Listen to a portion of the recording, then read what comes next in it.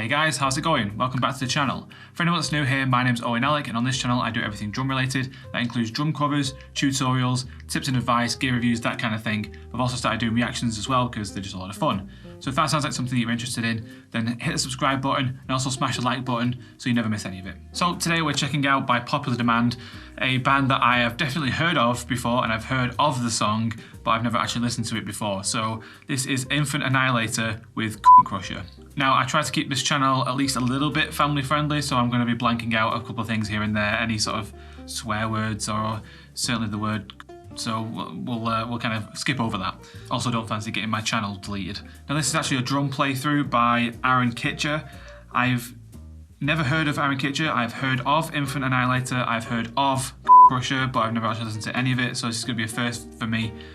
I'm very excited to hear this because what little I do know about Annihilator is that it's very hardcore, sort of very heavy and aggressive metal. So if they've actually got a proper genre or subgenre, then please do let me know in the comments. As always, I'll be writing notes on my pad as we go along, some timestamps so that we can revisit afterwards any bits that kind of stood out to me. Once again, I'm not a technical drummer. I'm not going to be looking at this from a technical perspective. I'm going to be kind of checking out how it sounds with the rest of the song, what my impressions are of it, and just in general my sort of thoughts. So if you like that, please do hit the subscribe button. So without further ado, let's check out Annihilator with ntCrusher.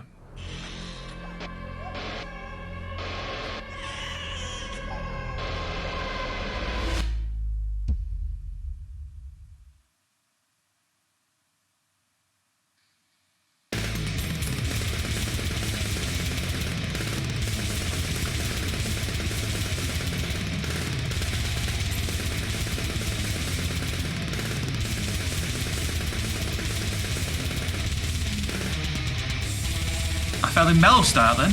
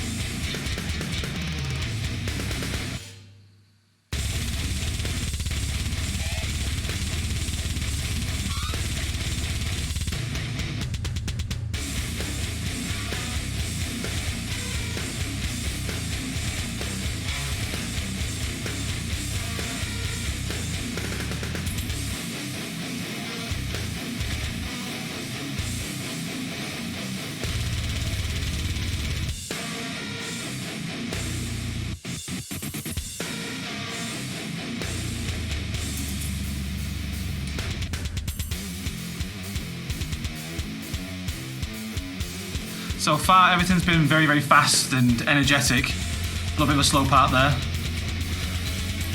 Slowish.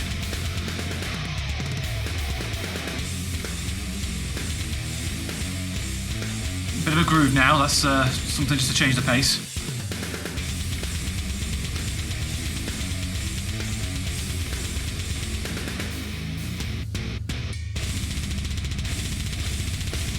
Oh!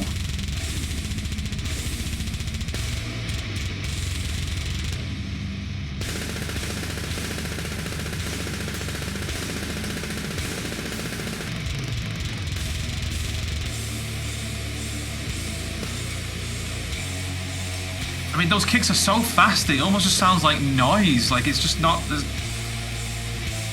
no definition there. Well, other than the fact that it's triggered.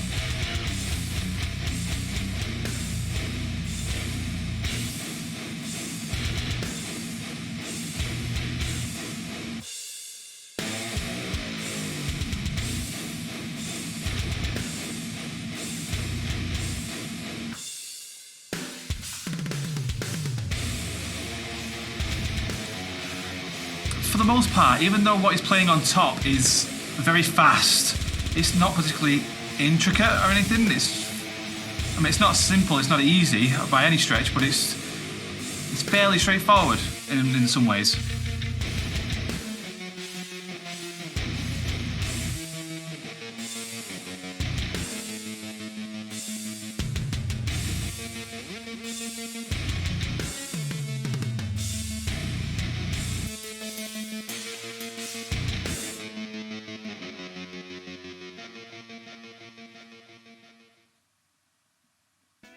Filming.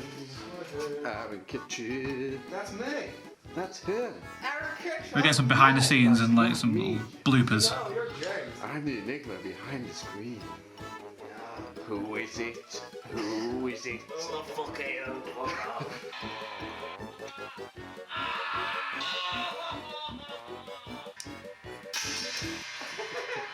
What are you doing, James? Don't chuck keys up my drums.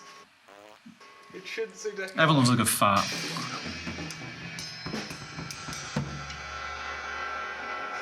Fucking shit!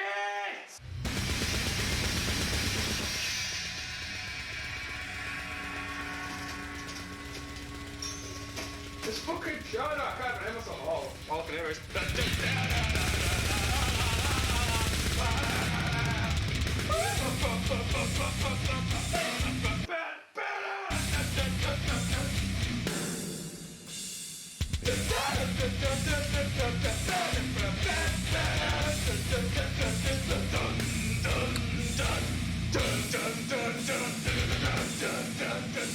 Should have just tracked that.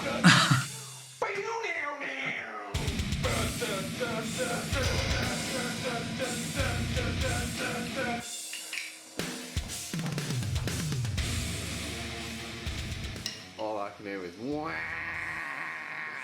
wah.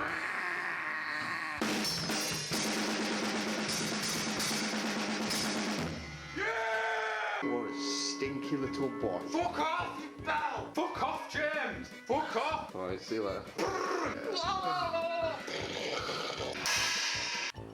Well, that was certainly interesting. As impressive as that performance is, because it's incredibly fast, and you've really got to have that kind of technique down to be able to do these incredibly fast double bass and these really fast hands that you had. It didn't seem to me like it was particularly intricate in any places where, as a drummer looking at it, other than going, wow, that's fast, there's not really that much else that was particularly that impressive. I mean, don't get me wrong, it's not something I could play. I couldn't do a drum cover of this. Just outright couldn't do it. I don't think I ever could do something like this. So it's kind of empty, really, me sort of criticising it in any way. The guy has clearly worked at this kind of thing, because you don't just be able to play stuff like that overnight. So the guy's clearly put the time in. So huge respect for that, because I don't practice anywhere near as much as I should do. That being said, that really didn't offer too much for me other than speed and brutality. If they've got a song where he does something a lot more intricate and a bit more interesting actually playing wise, then send them my way and I'll definitely check it out. There wasn't really too many things that kind of stood out to me there. So we'll just go back to 120. I mean, he does this a lot throughout the entire performance, and there's a lot of really fast double bass parts in it. Some of it was kind of a bit ridiculous in places where you can see the hammers are just kind of doing this against the head. You know, they're not really making, like if you heard that acoustically, it wouldn't make almost any sound. You just kind of just tap in it and then it's activating the trigger, which I've talked about triggers before. And again, they have their uses, and I'm more than happy for people to use them live and things like that. And I would use them live if it ever came to it. But again, it's just kind of just tapping the head just a tiniest little bit, and you get this massive kick sound. And it's unrealistic in that respect.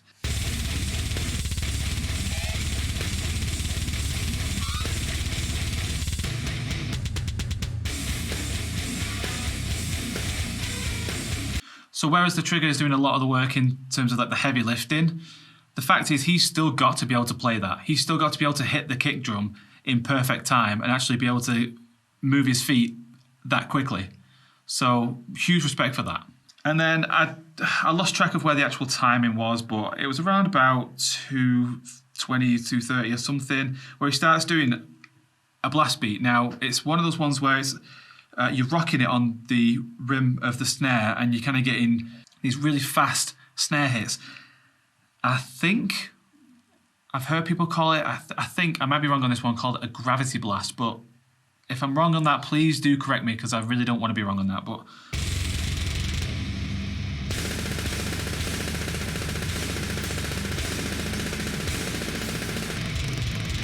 so yeah, you can definitely tell that this is triggered. I mean, there's just no variance in any of the sound in the slightest, any of the velocities or anything like that. Yeah, the gravity blast, very impressive if you can get that right, that rocking motion, and trying to sort of fit it in with everything else that you're doing is very impressive, and it takes a lot of work to be able to do something like that.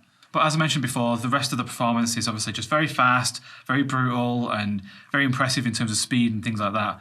But for me, it doesn't really offer much else. But what did you guys think? Do you agree with what I've said, or am I completely off base? Let me know in the comment sections below. If you have any other drum playthroughs that you'd like me to check out, again, leave them in the comment sections below. Thank you very much for watching, and I will see you in the next one. Bye, guys.